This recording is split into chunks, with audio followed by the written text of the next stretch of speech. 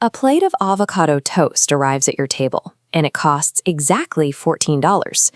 To understand what brought this specific plate to this exact location, we have to trace a massive, invisible system of human coordination. Humans have infinite desires. You want food, shelter, and slightly larger TVs. But there is a strict physical limit to the land, labor, and capital, the tractors, espresso machines, and human effort available to produce those things. That strict physical limit is called scarcity. Because of this scarcity, every single choice carries an opportunity cost. Choosing to spend $14 on this breakfast explicitly means you sacrifice the ability to spend that exact amount on anything else. To solve this problem of limited resources, without having to farm wheat or raise cows and forge steel in our backyards, we use trade. We exchange money, a universally trusted medium of exchange, so we can specialize in one job and let strangers do the rest.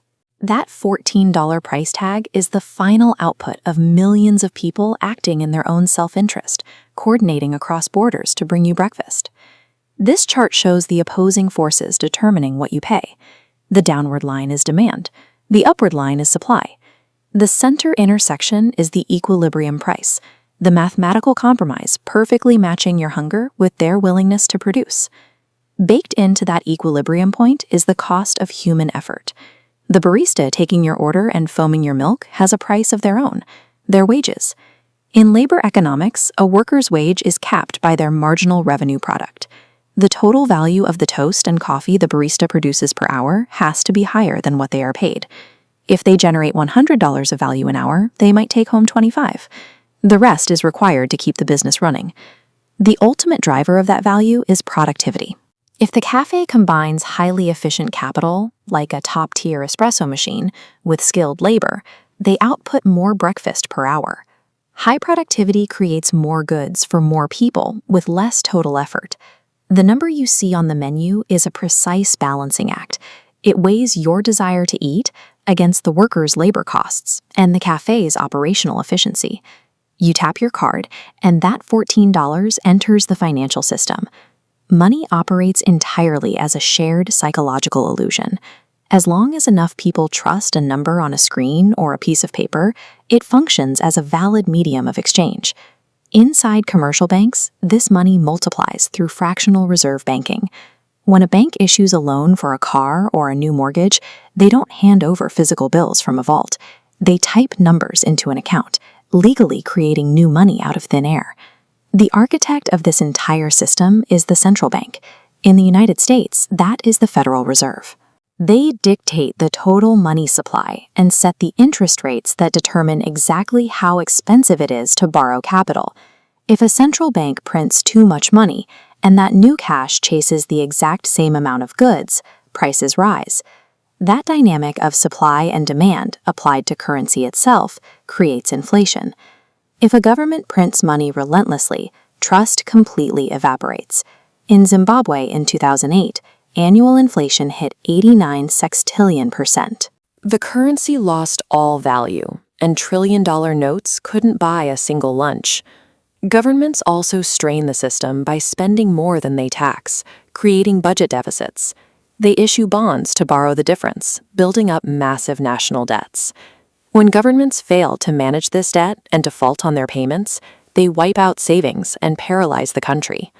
The purchasing power of the $14 sitting in your bank account is constantly shifting, silently manipulated by these macroeconomic levers of money supply, interest rates, and national borrowing.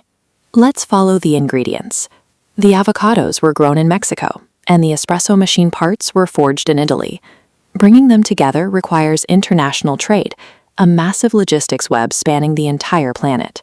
It is mathematically beneficial for nations to specialize through comparative advantage. Even if a country is worse at producing everything than its neighbors, it maximizes efficiency by focusing solely on the one thing it is least bad at and trading for the rest. Because Japan uses yen and the US uses dollars, cross-border trade requires foreign exchange, or forex. The cost of your imported coffee beans shifts daily based on the fluctuating exchange rates between these global currencies. If a country borrows heavily in foreign dollars and its local currency suddenly depreciates, Repaying that debt becomes mathematically impossible. Entire economies freeze, wiping out local businesses and jobs overnight. This hyper-connected global supply chain is extremely fragile. When a single massive container ship wedged itself across the Suez Canal in 2021, it triggered a supply shock that froze 12% of global trade and cost the world economy roughly $10 billion per day. A single plate of food relies on a deeply precarious logistics web.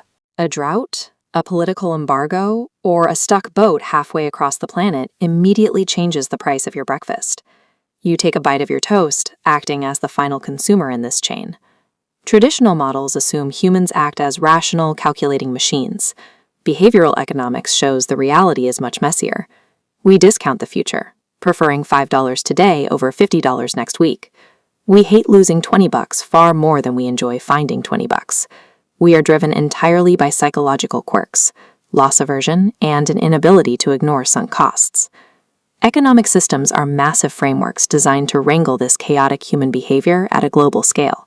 Whether it is capitalism, socialism, or a mixed economy, these systems set the rules for how millions of irrational people interact. Free markets lean into private ownership and the pursuit of profit, driving rapid innovation alongside heavy inequality. On the extreme opposite end, command economies attempt full state planning and the elimination of private property. Historically, this top-down control results in severe scarcity and citizens waiting in freezing lines for daily rations.